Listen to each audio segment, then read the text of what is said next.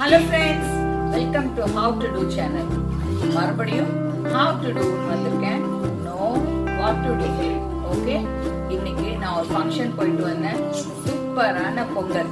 அந்த பொங்கலை வீட்டில் இருக்கிறவங்களுக்கும் சொல்றதுக்கும் அந்த பொங்கலுக்கு மேட்சிங்கா ஒரு அரைச்சு விட்ட சாம்பார். அதுதான் இன்னைக்கு நம்மளோட ரெசிபி. பண்ணுவோமா?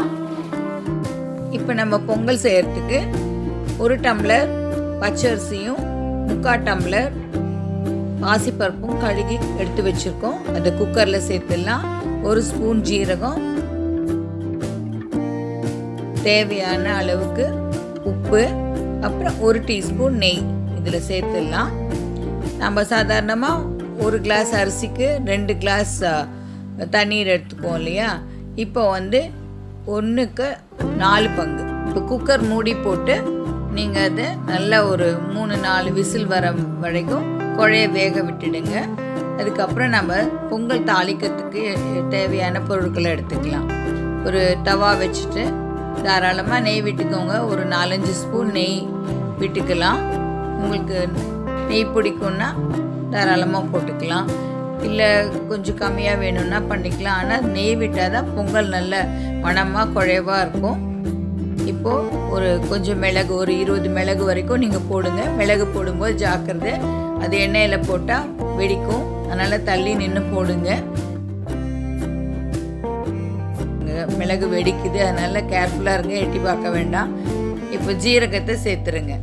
முந்திரி பருப்பு உங்களுக்கு எவ்வளோ வேணுமோ சேர்த்துக்கலாம். ஒரு 10 முந்திரி பருப்பு துண்டு பண்ணி போட்டுக்கலாம். இப்போ நம்ம கேஷ்யூ சேர்த்துட்டு நல்லா பொன்னிறமாக வர வரைக்கும் நம்ம ஃப்ரை பண்ணிவிட்டு கொஞ்சம் இஞ்சி கட் பண்ணி வச்சுருக்கணும், அதை நம்ம சேர்த்துறோம். அப்புறம் தாராளமாக கருவேப்பிலையும் பொரிச்சு எடுத்துடலாம்.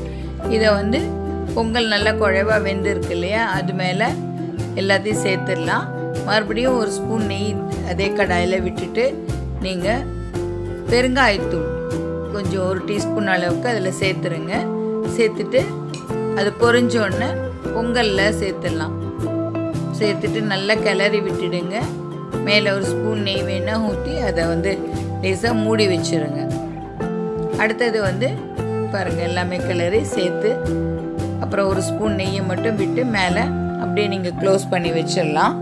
இப்போ நெக்ஸ்ட்டு இந்த பொங்கலுக்கு, இந்த சுவையான பொங்கலுக்கு நாம் ஒரு அடிப்பொலி டேஸ்டி சாம்பார் பண்ண போகிறோம். அது எப்படின்னு பார்க்கலாமா? மசாலா தேவை இருக்குது இல்லையா, அதுக்கு தேவையான பொருட்களை வறுத்து வச்சுக்கலாம். நம்ம பருப்பு வேகிறதுக்குள்ளார இது பண்ணி வச்சுக்கலாம்.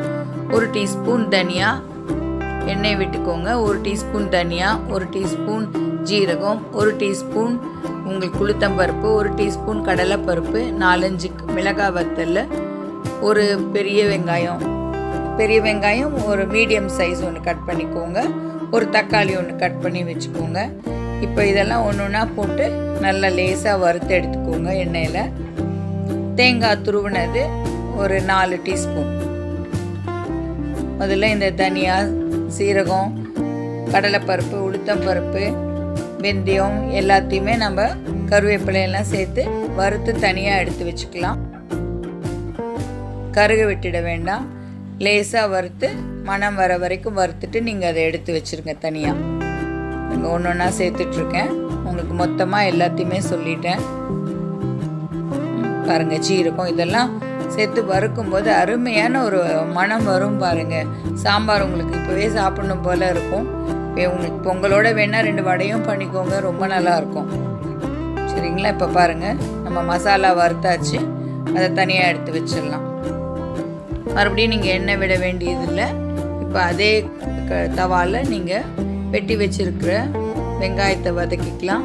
தக்காளி எல்லாம் இதெல்லாம் ஒரு நிமிஷம் அப்படியே வதக்கிட்டிங்கன்னா போதும். இப்போ நம்ம துருவி வச்சுருக்கிற தேங்காய் 4 டீஸ்பூன் அதையும் இதில் போட்டு வறுத்துருங்க.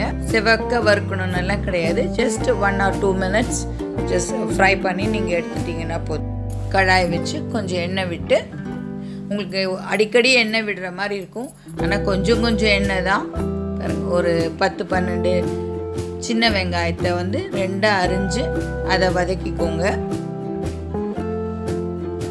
ஒரு 2 நிமிஷம் நல்லா வதங்கட்டும். அதுக்கப்புறம் நீங்கள் மீடியம் சைஸ் தக்காளி அதை நீங்கள் இது கூட அரிஞ்சு சேர்த்துருங்க.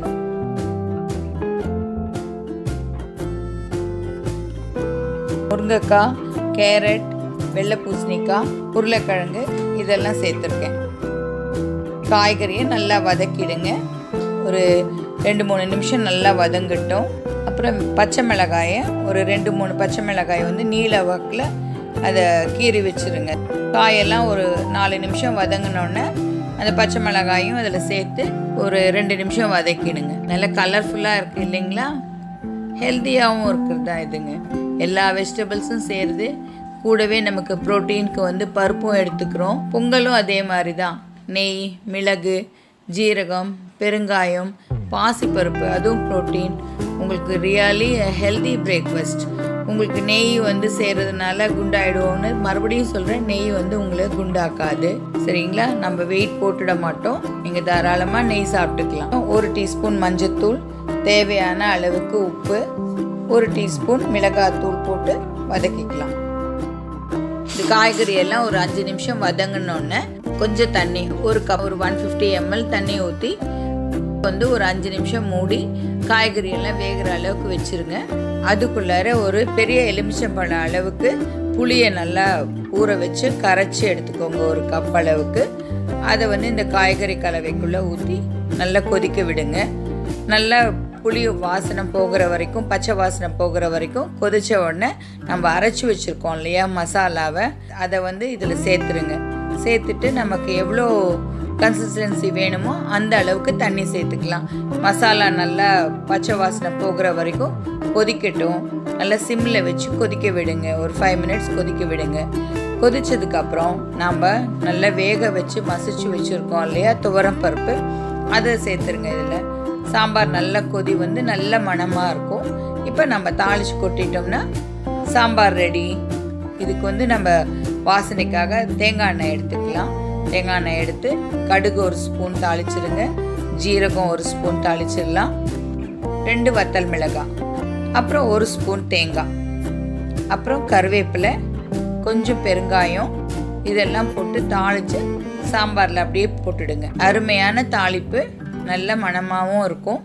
இப்போது உங்களுக்கு really healthy tasty breakfast ready. காலையிலேயே ஹோட்டலுக்கு போய் சாப்பிட்ட மாதிரி ஒரு ஃபர்ஸ்ட் கிளாஸ் எஃபெக்ட் இருக்கும் உங்களுக்கு.